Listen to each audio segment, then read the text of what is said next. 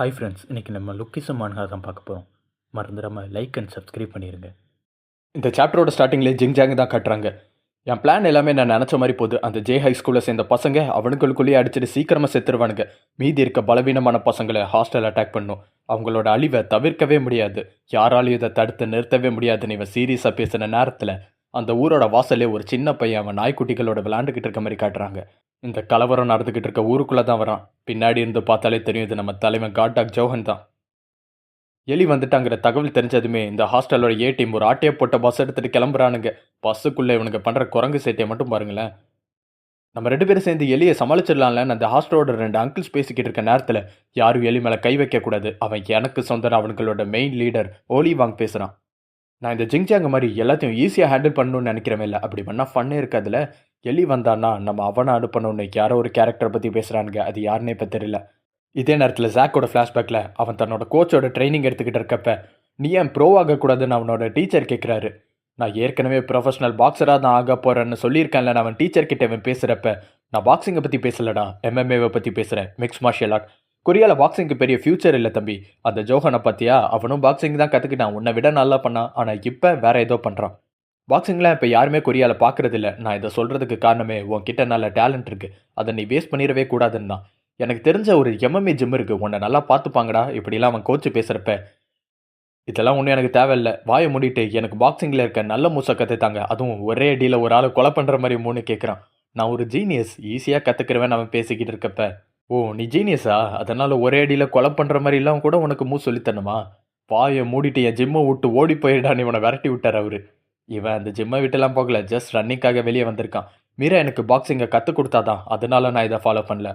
எனக்கு boxing பிடிக்குங்கிறதுனால follow பண்ணுறேன். வேற எந்த ஒரு விஷயத்துலையும் நான் டைவர்ட் ஆக மாட்டேன்னு நினச்சி இவன் பாக்ஸிங்கே கண்டினியூ பண்ணுறான். இப்போது புதுசாக கற்றுக்கிட்ட எல் காடோட அவன் டேனியல் பார்க்கோட சண்டை போடுறான். அவன் அதையும் காப்பி பண்ணுறான். உனக்கு தான் பாக்ஸிங்கில் இன்ட்ரெஸ்ட் கூட இல்லை, எதுக்காக நான் பண்ணுற எல்லாத்தையும் காப்பி பண்ணுறேன்? நான் கஷ்டப்பட்டு கற்றுக்கிட்ட எல்லா விஷயத்தையும் என் கிட்ட இருந்து ஈஸியாக பறிச்சிடாதன்னு இவன் இன்னும் கோவப்பட்டு அடிக்க வரப்ப இவனால் டேனியலுக்கு முன்னாடி நிற்கவே முடியலை. அவன் கிட்ட இருக்க எல்லாத்தையும் அவன் கொடுக்குறான். பட் அது எதுவுமே டேனியலுக்கு பத்தல. எல்லாத்தையும் அவன் திருப்பி கொடுக்குறான். இதே டைமில் ஃப்ளாஷ்பேக்கில் இங்கே ரிங்கில் டயர்டாகி சாக்லி விழுந்து கிடக்கிறப்ப போதும், இதுக்கு மேலே எவ்வளோ நேரம் தான் சொல்லி கொடுத்ததையே சொல்லி கொடுத்துக்கிட்டே இருப்பீங்க. எனக்கு ஒரே அடியில் கொள்கிற மாதிரி மூசு எதையாவது சொல்லித்தாங்களேன்னு இவன் கெஞ்சிக்கிட்டு இருக்கான். எனக்கு தெரிஞ்ச எல்லாத்தையும் உன்கிட்ட சொல்லி தன்ட்ட தப்பி, நீ தான் பெரிய ஜீனியஸ் ஆச்சே, அப்புறம் இதுக்காக வின் பண்ணுறதுக்கு உனக்கு கொலை பண்ணுற மாதிரி மூசு வேணும்னு அவனோட டீச்சர் கேட்டதுக்கு ஜீனியஸ் தான், பட் நான் ஃப்யூச்சரில் ஃபேஸ் பண்ண வேண்டியவன். இந்த உலகத்தில் யாருக்கும் இல்லாத அளவுக்கு ஸ்ட்ராங்கான ஒரு பாடியோட, அதோட அவன் கண்ணுக்கு முன்னாடி பார்க்குற எல்லா fighting moves and fightings techniques எல்லாத்தையும் காப்பி பண்ணுற ஒருத்தனாக இருந்தால் அப்போ நான் எப்படி ஜெயிக்கிறதுன்னு கேட்குறப்ப அவனோட டீச்சர் அவன் கிட்ட சொன்னது, இதுதான் சுச்சுவேஷன்னா அந்த இடத்துல நீ ஜீனியஸ் இல்லை குட்டிபையா, இது எல்லாத்தையும் காப்பி பண்ணுற டேலண்டோட இருக்க ஒருத்தன் அவன் தான் ஜீனியஸ்னு சொல்லிட்டாங்கிறது கிளம்பிட்டாரு. இங்கே சாக்லி அடி வாங்கி நிற்கிறப்ப கூட அவன் மனசில் ஓடுறது, எனக்கு ஏகப்பட்ட டேலண்ட் இருக்குன்னு என்னோட டீச்சர் சொல்லியிருக்காரு. பட் ஒரு டைம் கூட நான் ஜீனியஸ்னு அவர் சொன்னதே இல்லை. ஆனால் இவனை பார்க்காம கூட இவன் ஒரு ஜீனியஸ்னு சொல்லியிருக்காருன்னு நினைக்கிறான். நான் என்ன தான் பண்ணுறது, என் கிட்ட இருக்க எல்லாமே இதுதான். கண்ணில் கண்ணீரோட சண்டை போட ஆரம்பிக்கிறப்ப அந்த ஆள் என் கிட்ட போய் சொல்லியிருக்காரு. ஒரே அடியில் கொலை பண்ணுற மாதிரி எனக்கு மூசை எதுவுமே கற்றுக் கொடுக்கல. இப்பெல்லாம் நினச்சிட்டே அவன் அடி வாங்குறப்ப, இப்போ உனக்கு சந்தோஷமாடா? இப்படி சண்டை போடுறது தான் உனக்கு சந்தோஷமா இருக்கா? மன்னிச்சிரு, பட் என் கண்ணுக்கு எல்லாமே தெரியுது, உன்னோட பூஸ் அண்ட் அப்புறம் என்ன பண்ண போகிறேன்னு கூட எனக்கு தெரியுதுன்னு டேனியல் பேசுகிறான். இவன் கண்ணுக்கு முன்னாடி ஜோஹனும் டேனியல் பார்க்கும் இவனை தவிர்த்துட்டு வேற ஒரு பெரிய லெவலில் நிற்கிற மாதிரி தெரியுது. இவன் வாங்கின செகண்ட் பிளேஸை இவன் டீச்சர் தொடச்சிக்கிட்டே, ஒரு அத்லெட்டுக்கு இருக்கிறதுலே மோசமான விஷயம் என்ன தெரியுமா? அவன் தான் பெரிய புடுங்கின்னு நினைக்கிறது. அதனால தான் எப்பயுமே உன்னை நான் ஓவர் கான்ஃபிடென்ட்டாக இருக்க விட்டதே இல்லைன்னு நினச்சிக்கிட்டு இருக்கப்ப இங்கே அதே டைமில் சாக்லியை டேனியல் போட்டு பொழந்துக்கிட்டு இருக்கான். கிட்டத்தட்ட இவன் தோல்வியை ஒத்துக்கிறான். என்னால் உன்கிட்ட எந்த ஒரு வீக்னஸையும் கண்டுபிடிக்கவே முடியலடா. பட் உன்கிட்ட அடி வாங்குறப்ப எனக்கு புதுசாக வீக்னஸ் தெரிஞ்சுக்கிட்டே இருக்குது தெரியுமா? இப்படிலாம் அவன் பேசிட்டு மறுபடியும் சண்டை போட ஆரம்பிக்கிறப்ப டேனியல் பார்க்குக்கும் அடி விழுது. ஆனால் அதை விட சாக்லிக்கு உள்ள அடி ரொம்ப பங்கமாக விழுது. இதே டைமில் இவன் கோச் மைண்டில் ஓடுறது, நான் ஏன் எப்பயுமே ஒன்று ஜீனியஸ்னு சொன்னதில்லை தெரியுமா? ஏன்னா நீ ஒரு ஜீனியஸ்னு புரியாத பாஷையில் பேசுகிறான். இங்கே இவனுங்களுக்குள்ளே நடந்த பஞ்சு எக்ஸ்சேஞ்சில் ஆச்சரியப்படுற மாதிரி டேனியல் நாக் அவுட் ஆகி விழுறான். சாக்லி அப்படியே நிற்கிறான். இதுக்கு காரணம் ஸ்ட்ராங்கான பாடியில் ஒரு பாக்ஸரோட ப்ரைடு. இந்த நியூஸ் எல்லாமே ஜெயிலுக்குள்ளே ஒர்க் அவுட் பண்ணிக்கிட்டு இருக்க பிக் டீலோட லீடர் ஜேகிம்க்கு போகுது. ஜெயிலுக்குள்ளேயே இவனுக்கு ப்ரோட்டீன் பவுடர்லாம் கொடுத்துருக்கேன் பாருங்களேன். இவனுங்களுக்குள்ளேயே அடிச்சுக்க வைக்கிறது தான் ஜிங்ஜாங்கோட பிளானா? சும்மா சொல்லக்கூடாது. காட் டாகோட ஜோஹோனியை இவன் பிளானை வச்சு தோக்கடிச்சிருக்கான். அவன் பிளான் மேலே எனக்கு நம்பிக்கை இருக்குது. ஒருவேளை அவங்க 2 பேரும் அடிச்சுக்கிட்டு சாகாம 2 பேரில் ஒருத்தர் மிச்சம் இருந்துட்டாங்கன்னா மிச்சம் இருக்கவனை சமாளிக்கிறதுக்காக என்னோட போர் வாழை கடனாக வாங்கிட்டு போயிருக்கான்னு ஜெய்கிம் பேசுகிறப்ப இங்கே சாக்லி நின்றுக்கிட்டு இருக்க இடத்துல ஜெரி என்ட்ரி கொடுக்குறான். இங்கே இவனுங்களுக்குள்ள சண்டை என்ன முடியல. டேனியல் பார்க் திருப்பி எந்திரிச்சு வந்தா அவன் திருப்பி நாக் அவுட் பண்ணி இவனை தரையில் தள்ளுறான். இப்போ தெருவில் சண்டை போடுறவனா இல்லாமல் ஒரு பெர்ஃபெக்டான அத்லெட் கூட டேனியல் பார்க் சண்டை போடுற மாதிரி ஃபீல் பண்ணுறான். இவனால் எதுவுமே பண்ண முடியல. முதல் தடவை இவனோட ஸ்ட்ராங்கான பாடி ஒரு மாதிரி வித்தியாசமாக ஃபீல் ஆகுது. உள்ளே இருந்து அது ரொம்பவே ஹீட் ஆகுற மாதிரியான ஒரு ஃபீலிங். இந்த ஸ்ட்ராங்கஸ்ட் கிரிக்கன்ஸ் of Jai high school Vasco and Vincento அடிச்சுக்கிறானுங்க இதே டைமில். ரெண்டு பேரும் அடிச்சுக்கிட்டு எனர்ஜி இல்லாமல் டயர்டாக இருக்கிற நேரத்தில் ஹாஸ்டலில் சேர்ந்த ஏகப்பட்ட ஸ்ட்ராங்கானவங்க அவங்கள சுற்றி வளைச்சிறாங்க.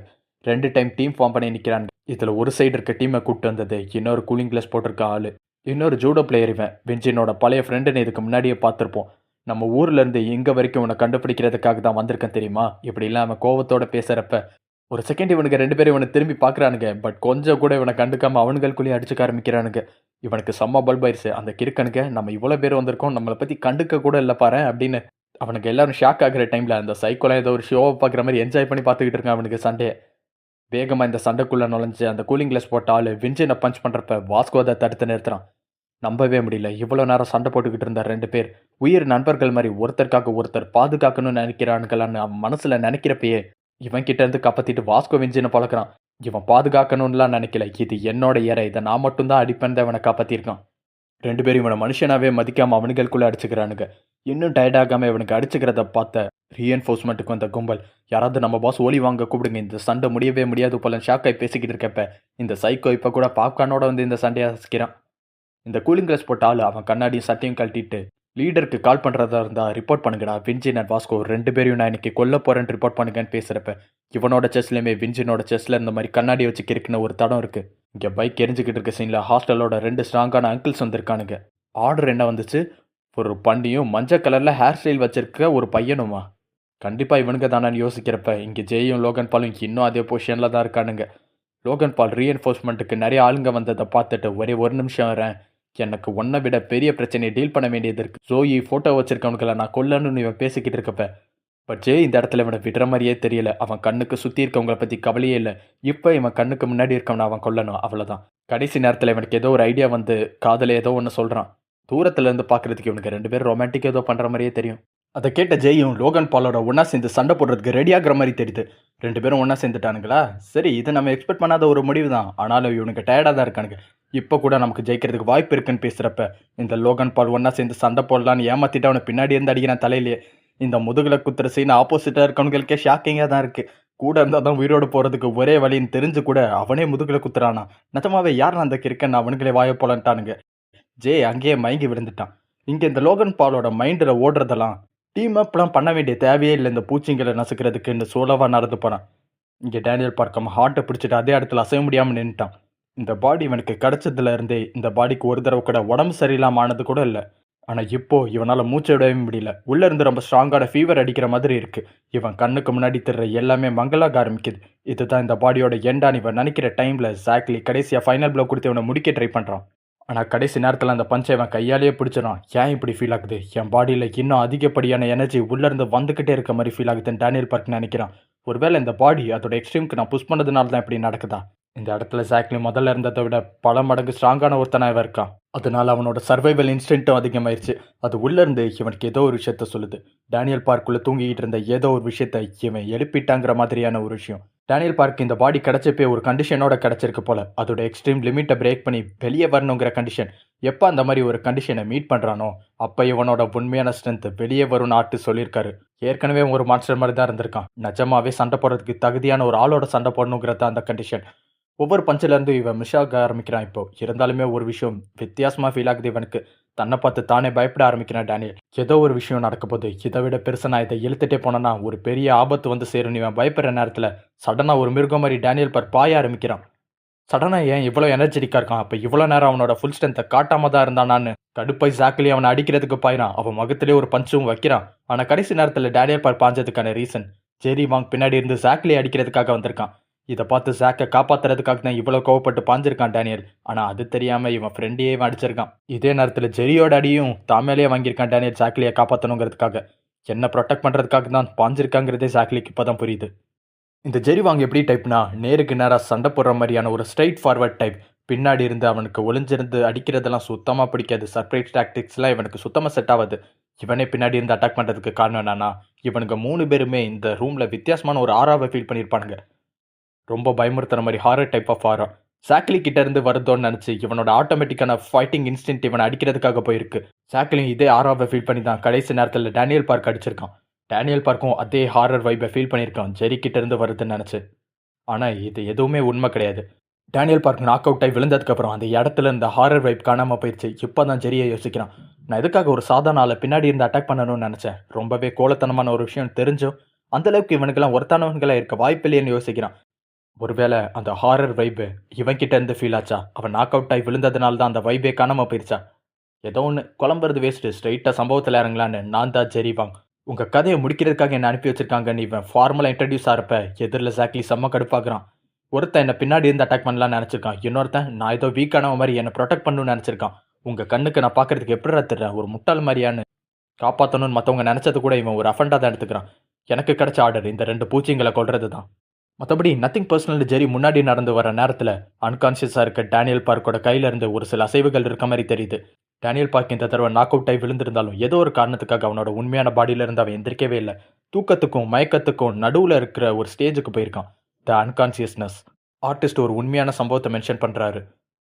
ஒரு காலத்தில் UFC heavy weight champion toss Santos ஒரு மேட்ச்சில் வின் பண்ணியிருக்காரு. அது கஷ்டமான ஃபைட்டு தான். பட் ஜெயிக்கிறதுக்கு எவ்வளோ நேரம் முன்னாடி அவர் ஆல்ரெடி நாக் அவுட் ஆகிட்டார். அன்கான்ஷியஸ் ஆன ஸ்டேஜிலே தன்னோட பாடி தானே சண்டை போட்டிருக்கு. பாக்ஸிங்ல இருந்து UFC மாறின ஒரு உமன் பாக்ஸர் ஹாலி முழுசாக நாக் அவுட் ஆகி மயங்கி விழுந்ததுக்கு அப்புறமும் அன்கான்ஷியஸ் ஆன ஸ்டேஜில் கூட மயங்கி விழுந்தாலும் எந்திரிச்சு காற்றுல பஞ்சஸை வீசியிருக்காங்க. இதில் ஷாக்கிங்கான ஒரு விஷயம் என்னன்னா, சுயநினைவுக்கு வந்ததுக்கப்புறம் நான் தான் இப்படி பண்ணேங்கிறதே அவங்களுக்கு தெரியலை. இது நிஜமான லைஃப்பில் நடக்கிற ஒரு விஷயம் தான். முடிஞ்சால் இதோட ரியல் லைஃப் இன்சிடென்ட் கிளிப்ஸை கூட நான் எடிட்டிங்கில் ஆட் பண்ண ட்ரை பண்ணுறேன். மனுஷங்களுக்கு மசில் மெமரின்னு ஒரு கான்செப்ட் இருக்குது. சில காம்பேக்ட் ஸ்போர்ட்ஸில் மறுபடியும் ஒரே மூவை ட்ரெயின் பண்ணிக்கிட்டே இருக்க சில ஆளுங்களுக்கு பிரெயின் இல்லாமல் பாடியை அதை லேர்ன் பண்ணி வச்சுருக்கோம். அதுதான் இப்படிலாம் நடக்கிறதுக்கு காரணம். அவங்க பாடிக்குள்ளே இருக்க வெறும் ஃபைட்டிங் வில் பவர் மட்டும் தன்னோட பாடியை செயல்படுத்துறதுக்கு சமம். இப்படிலாம் ஆர்டிஸ்ட் பேசுகிற நேரத்திலே டேனியல் பார்க் கீழேருந்து மறுபடியும் எந்திரிச்சு நிற்கிறான். தன்னோட பெர்ஃபெக்டான பாடிக்கு இப்படி ஒரு அன்கான்ஷியஸ் ஸ்டேஜில் செயல்படுற மசில் மெமரி இருந்தால் எப்படி இருக்குன்னே தெரியாது. டேனியல் பார்க்குக்கு இந்த லுக்கிசம் யூனிவர்ஸில் இருக்கிறதுலே ஸ்ட்ராங்கான ஒரு பாடி இருந்தால் கூட நிறைய சண்டைகளில் தோற்று போயிருக்கான். நிறைய தடவை ரொம்ப கஷ்டப்பட்டு தான் ஜெயிச்சிருக்கான். இதுக்கு காரணம்லாம் இவனுக்குள்ளே இருக்கிற ஒரு நல்ல இதயம், ஒரு சின்ன பையனோட இதயம். மற்றவங்களை காயப்படுத்தக்கூடாதுன்னு நினைக்கிற டைப் இவன். இப்போது மற்றவங்களை காயப்படுத்தக்கூடாதுங்கிற அவனோட கான்சியஸ்னஸ் அவன் பாடியை விட்டு முழுசாக போயிடுச்சுன்னா அங்கே இருக்கிறது ஒரு மான்ஸ்டர். அப்போ கூட சாக்லி எதில் இருக்க மான்ஸ்டர் நோட் பண்ணாமல் யார் இவன், ஹாஸ்டல் இவனை ஃபாரின்லேருந்து இறக்குமதி பண்ணியிருப்பானுங்க போல. தலையில் முடியல, முடி கொட்டுற பிரச்சனை இருக்கா, ஒருவேளை ஸ்டிராய்டு இந்த மாதிரியான பில்ஸ் அதிகமாக யூஸ் பண்ணுறதால முடி கொட்டி இருக்குமோ, இப்படிலாம் தான் அவன் மைண்டில் விடுது. அப்புறம் என் கண்ணுக்கு முன்னாடி இருக்க இந்த விஷயம் என்னதுன்னு டேனியல் பார்க்கை பற்றி யோசிக்கிறான். அவன் நாக் அவுட் ஆகிட்டான், சுய நினைவிலேயே அவன் இல்லை, எனக்கு அது கன்ஃபார்மாக தெரியும்.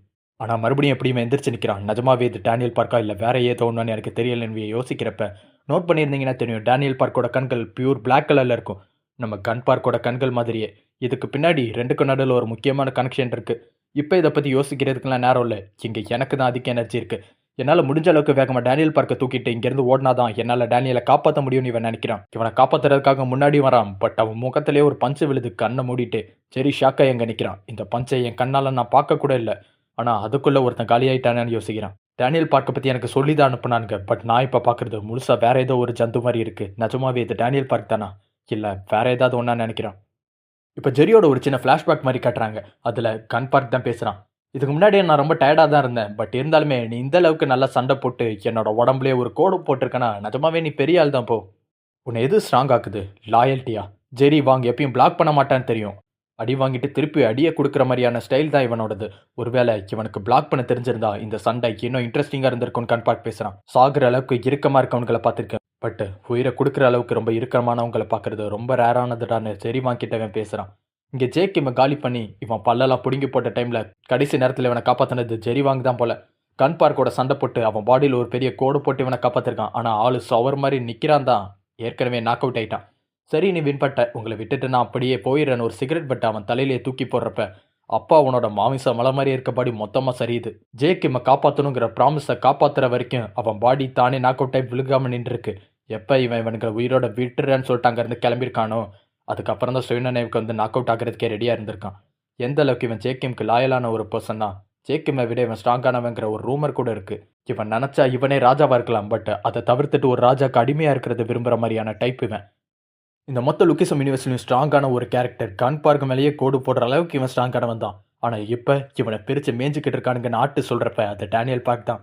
அவன் உருவத்துக்கு கொஞ்சம் கூட சம்மந்தமே இல்லாத ஒருத்தனை அடித்து தூக்கிக்கிட்டு இருக்கான். அடி ஒவ்வொன்றும் இடி மாதிரி இறங்குது. இவனோட பொசிஷன் ரொம்ப பேலன்ஸ்டாக இருக்குது. கண்டிப்பாக அவன் ஒரு பாக்ஸராக இருப்பான். அதுக்கேற்ற மாதிரி சண்டை போடணும் ஜெரின்னு நினைக்கிறப்ப வர்ற பஞ்சம் முகத்தை வச்சே பிளாக் பண்ணுறான். டேக்கொண்டோ யூஸ் பண்ண ஆரம்பிக்கிறான். அடுத்து கராத்தே, அடுத்து டேக்கொண்டோ. இந்த மாதிரி லிஸ்ட்டு பெருசாக போய்கிட்டே இருக்குது. மயங்கி விழுந்த சாக்லி மறுபடியும் எந்திரிச்சு பார்க்குறப்ப கொஞ்ச நேரத்துக்கு முன்னாடி என்கிட்ட சண்டை போட்டுக்கிட்டு இருந்தது இவன் கிடையாது. நல்ல வேலை நான் எஸ்கேப் ஆயிட்டேன்னு தான் நினைக்கிறான் இவன். இங்கே அடுத்து மொய்தாய். இந்த மாதிரி இதுக்கு முன்னாடி இவன் காப்பி பண்ண எல்லாத்தையும் அவன் பாடி அன்கான்சியஸாகவே காப்பி பண்ணி யூஸ் பண்ணி சண்டை போடுது. ஜோஹனை விட இவன் ரொம்பவே வித்தியாசமான ஒருத்தன். காட்டாக் ஜோஹன் ஜஸ்ட் காப்பி பண்ணுவான், அவ்வளோதான். பட் இவன் புதுசாக நரகத்திலேருந்து வந்த ஏதோ ஒன்று மாதிரி இருக்கான். இவன் ஒருத்தனுக்குள்ள ஏகப்பட்ட பேர் இருக்க மாதிரி இருக்கு. தான் கண்ணுக்கு முன்னாடி தோல்வி இருக்கிறப்ப ஜெரி வாங் அவன் பண்ண ஒரு ப்ராமிஸை பற்றி நினச்சி பார்க்குறான். தன்னோட கொள்கைகளை ஃபாலோ பண்ணி மேன் டு மேனாக சண்டை போட்டு பஞ்சஸ் எதுவும் தடுக்காமல் அவனோட பாஸை இவனால் காப்பாற்ற முடியாமல் போயிடுச்சு. அதனால மறுபடியும் இன்னொரு சண்டையில் நான் தோக்கவே மாட்டேன்னு ஒரு ப்ராமிஸ் பண்ணியிருக்கான். அதனால இப்போ இவன் ஒரு மார்ஷியல் ஆர்டிஸ்ட் மாதிரி கார்டு வச்சு ஃபைட்டிங் ஸ்டான்ஸில் நிற்கிறான். அது பாக்ஸிங். சாக்லி ஷாக் ஆயிட்டான். இப்படி ஒரு ஸ்ட்ராங்கான பெரிய பாடி இருக்க ஒருத்தன் பாக்ஸிங் பண்ணானா அது ஒரு பெரிய டிஸ்ட்ராக்ஷனாக இருக்கும்னு இவன் நினைக்கிற நேரத்தில் வாங்கினாடியில் என் தலைலாம் வலிக்குதுன்னு சாக்லி புலம்பிக்கிட்டு இருக்கப்ப பின்ன விழுந்த அடி எப்படியா நம்ம அடிச்சுக்கிட்டது அந்த ரேஞ்சில் இருந்துச்சுன்னு ஒரு குரல் கேட்குது. அது டேனியல் பார்க் தான் சுயநினைவுக்கு மறுபடியும் வந்துட்டான். சம்பவம் எல்லாம் நடந்து முடிஞ்சதுக்கப்புறம் இந்த சம்பவத்தை பண்ணவங்களுக்கு இதெல்லாம் நடந்துச்சுங்கிற ஞாபகம் கூட இருக்காதுங்கிறது. நான் என்ன மயங்கி விழுந்துட்டான்னு டேனியல் கேட்குறப்ப இதெல்லாம் முக்கியமே இல்லை, மூடிட்டு என் கூட வா, இது நமக்கு செட் பண்ண ட்ராப், மற்றதெல்லாம் நம்ம பேசி தீர்த்துக்கலாம். வேற யாரோ ஒருத்தங்க நம்ம 2 பேரையும் அடிச்சுக்க வைக்கிறது தான் அவங்களோட பிளான். நம்மள மிச்சம் இருக்கவங்களை இந்த கூலிப்படி வச்சு காலி பண்ணலான்னு பார்த்துருக்காங்கன்னு சொல்கிறான். இந்த டைமில் ஜெரி, மன்னிச்சிருங்க, நான் ஸ்ட்ராட்டஜி எல்லாம் ஃபாலோ பண்ணுறதில்ல. என்கிட்ட இருக்க மொத்தத்தையும் கொடுக்காம நான் இந்த சண்டையிலேருந்து விலக மாட்டேன். நான் உங்களுக்கு முன்னாடி ஒரு பாக்ஸிங் ஸ்டான்ஸில் சண்டை போட ரெடியாகிறான் ஜெரி. இங்கே ஹாஸ்டலோட பி டீம் எலியும் வாரணும். ஒலிவாங்கக்கு எலி சொல்லி கொடுத்த மெத்தடை இப்போ இவன் இவ்வளோ பெரிய கிரைம் ஆர்கனைசேஷனை யூஸ் பண்ணிக்கிறாங்கிற விஷயத்தை புரிஞ்சுக்கிறானுங்க. இப்போலாம் அவனுக்கு பேசிக்கிட்டு இருக்க நேரத்தில் யாரோ ஒருத்தன் இந்த இடத்துக்கு வரான். இங்கே வாரன் எலியை சமாளிக்கிறதுக்கு ஒரு ஆளை வச்சிருக்கேன்னு பேசிக்கிட்டு இருந்திருப்பான். அது இவன் தாங்கிற மாதிரி தெரியுது. எலியை ஏற்கனவே தோக்கடிச்ச அந்த கே ஃபைட்டர் டேடியஸ் தான். ஏற்கனவே ஒரு தடவை இவனால் சமாளிக்க முடிஞ்சா மறுபடியும் சமாளிக்க முடியும் நம்பி தான் அவனை அனுப்பியிருக்கானுங்க போல. ஆனால் இங்கே நடக்கிற சம்பவமே வேற. அவனை லெஃப்ட் ஹேண்டில் டீல் பண்ணிக்கிட்டு இருக்கான். வாரன் இதெல்லாம் ஷாக்கிங்கை பார்த்து முடிக்கிறதுக்குள்ளேயே அந்த சண்டை முடிச்சிருச்சு. என்ன பார்க்குற, இங்கேருந்து வா, சீக்கிரமாக கிளம்பலான்னு எலி கூப்பிட்ற நேரத்தில் அவன் காலையே எவனோ ஒருத்தர் சிசரை வச்சு குத்துறான். அது அந்த மினி வெர்ஷன் ஆஃப் எலிஜாங் தான். ஒலி வாங்கி இவனை வளர்த்துக்கிட்டு இருப்பான்.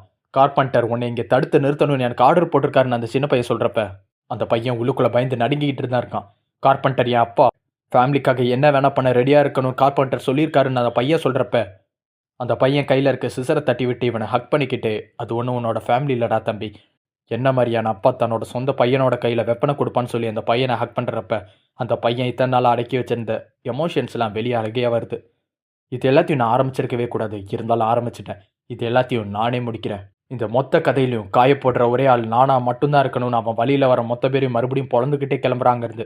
நான் உருவாக்குனதை நானே அழிக்கணும்னு இவன் சண்டை போடுறதை பார்த்து மறண்டு போய் நிற்கிற கும்பலை பார்த்து என்னடா மறைக்கிறீங்க புறம்போக்கலான்னு இவனோட பழைய ஸ்டைலில் கத்துறான். இவன் தலையில் இருக்க ஹச்சு சிம்பிளை பார்த்ததுமே எப்படி இவனுக்கும் அந்த மாதிரி டேட்டு இருக்கும், அதுவும் வித்தியாசமாக இருக்கேன்னு அவனுக்கு யோசிக்கிறானுங்க. அவனுக்குள்ளே இருக்க ஒருத்தனை ஆன்சர் சொல்கிறான். இப்போ நம்ம போட்டிருக்க ஹச்சஸ் டேட்டூ, நம்ம இருக்கிற ஹாஸ்டல், இது எல்லாமே ஜஸ்ட் ஒரு ஃபேக்கான காப்பி தான். உண்மையான ஹாஸ்டலோட சிம்பிள் அவன் போட்டிருக்கு தான். ஹாஸ்டலோட உண்மையான லீடர் கொஞ்சம் வருஷத்துக்கு முன்னாடி ஏதோ ஒரு பெரிய சம்பவம் பண்ணிட்டு காணாமல் போயிட்டான் அவன் பேசிக்கிட்டானுங்க. இவன் தான் ஹாஸ்டலோட உண்மையான லீடர். நம்ம வேணா ஒளிஞ்சு பிடிச்சி விளாட்லாமல் இவன் முகத்தை எமோஷனே இல்லாமல் வச்சுட்டு சொல்கிறப்ப ஒரு சிலர் லீடராக இருந்தால் என்ன பார்த்துக்கலாம் நிற்கிறானுங்க. பட் மிச்சம் மீதி இருக்கவனுங்களா சத்தரி ஓடிட்டானுங்க. இங்கே ஜெரி டேனியலும் ஜாக்லியும் விட்டு கிளம்பிட்டான் போல. இப்போ வாரனோட சண்டை போட்டுக்கிட்டு இருக்கான். இவன் பிளாக் பண்ண ஆரம்பிச்சிடாங்கிறது வாரன் தெரிஞ்சுக்கிறான். நிறைய ஃபைட்டிங் ஸ்டைல்ஸாக நீ கற்றுக்கிட்டங்கிறது புரியுது தம்பி. பட் நமக்குள்ளே இதெல்லாம் தேவையா என்ன? நம்ம பழங்காலத்தில் இருந்த மாதிரியே ஆரம்பிக்கக்கூடாதுன்னு ஒரு கையை இவன் பின்னாடி கட்டிட்டு சண்டைக்கு நிற்கிறப்ப எதிரில் ஜெரியுமே ஒரு கையை பின்னாடி கட்டிட்டு சண்டை போட ரெடியாகிறான்.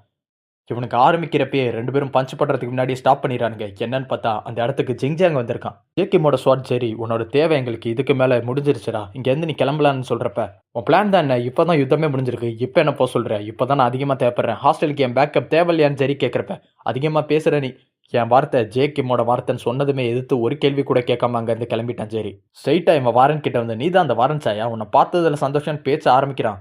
பட் அவன் மூஞ்சிலே ஒரு பஞ்சு விழுது.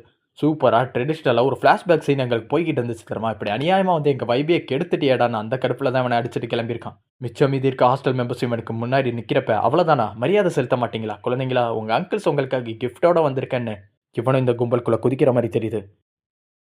இங்கே வாஸ்கோவும் லாஸ்ட் டைம் காட்டா கிட்ட அடி வாங்கி ஓடி போன தன்னைத்தானே ஸ்ட்ராங்கான ஒருத்தன் சொல்லிக்கிற லீடரும் சண்டை போடுறப்ப வாஸ்கோ கிட்ட கொஞ்சம் கூட எனர்ஜி இல்லாததால ஒரு செத்த பணத்தோட சண்டை போகிற மாதிரி இருக்குன்னு அவன் பேசுகிறான். உன்னைத்தான் அந்த மான்ஸ்டர் வாஸ்கோன்னு சொல்கிறானுங்களா, இதெல்லாம் நம்பவே முடியலன்னு சொல்கிறப்பே அவனுக்கு ஒரு லெக் கிக் விழுது. எப்படி உன்கிட்ட இன்னும் எவ்வளோ ஸ்ட்ரென்த் இருக்குது, நீ இன்னும் எப்படி எந்திரிச்சு நிற்கிறேன்னு கேட்டதுக்கு ரீசன் உனக்கு தெரியாது, ரொம்ப சிம்பிள் தான். உன்னை மாதிரி ஒரு கேவலமானவன் கையில் நான் தோக்குறதை விட சாகிறதே மேல்னு நினைக்கிறேன்னு அவன் பதில் சொல்கிறான். இங்கே ட்ரெயினில் அந்த கிறிஸ்டல் சைட்டை அடி வாங்கி நாக் அவுட் ஆன அந்த லீடர் ஒரு கராத்தே ஃபைட்டர். அவன் ட்ரெயினில் பார்த்தப்பயே நான் நினச்சிருக்கணும் உன்கிட்ட இருந்து ஏதோ ஒரு பேட் வைப் வந்துச்சு. இப்போ தான் தெரியுது நீ ஒரு பாக்ஸரான்னு கேட்குறப்ப அவனுக்கு எதிரில் இருக்கிறது ஜாக்லி தான். ஆல்ரெடி டேனியல் அண்ட் ஏகப்பட்டவங்களோட சண்டை போட்டதுனால செம்ம டயர்டாகி நிற்கிறான். பட் இருந்தாலும் இவ்வளோ எனர்ஜியே போதும் இவனை காலி பண்ணுறதுக்கலாம். இங்கே இந்த லோகன் பால் ஜெயை ஏற்கனவே முதுகில் குத்திருப்பான். பட் இருந்தாலும் வேறு வழி இல்லாமல் அவனை எழுப்பி விட்டு மறுபடியும் டேக் டீம் போட்டு தான் சண்டை போட்டுக்கிட்டு இருக்கானுங்க. நான் முன்னாடி பார்த்துக்கிறேன், நீ பின்னாடி பார்த்துக்கடான்னு இவன் ஜெயக்கிட்ட பேசுகிறப்ப நம்மால் தான் பேசவே மாட்டானே, ஊமை மாதிரி தான் இருக்கான். பேசினா பதில் சொல்ல மாட்டியாடான்னு அவன் கடுப்பை தோளில் கை வச்சு இவன்கிட்ட பேச ஆரம்பிக்கிறப்ப சொல்லுடா லோகன், நிஜமாவே நம்மால் பேசுகிறான், அங்கே இருக்கிறது ஜெயே இல்லை, அவனை மாதிரியே விக்கு வச்சுட்டு இருக்க வேற எவனோ ஒருத்தன். இந்த லோகன் ஷாக் ஆன டைமில் அவன் தலையிலே ஒரு அடி விழுது. இந்த மாதிரி சீப்பான ஸ்ட்ராட்டஜியை யூஸ் பண்ணி வின் பண்ணுறது தான் அவனுக்கு ஸ்ட்ராட்டஜியே போல. இவனை காலி பண்ணிட்டு நருட்டோவில் ஒரு நிஞ்சா மாதிரி விக்க தூக்கி போட்டு வரானுங்க. சரி, அடுத்ததை இவனை நம்ம பார்த்துக்கலான்னு. பட் இப்போ இவனுக்கு டார்கெட் பண்ணியிருக்குது டேனியல் பார்க்க.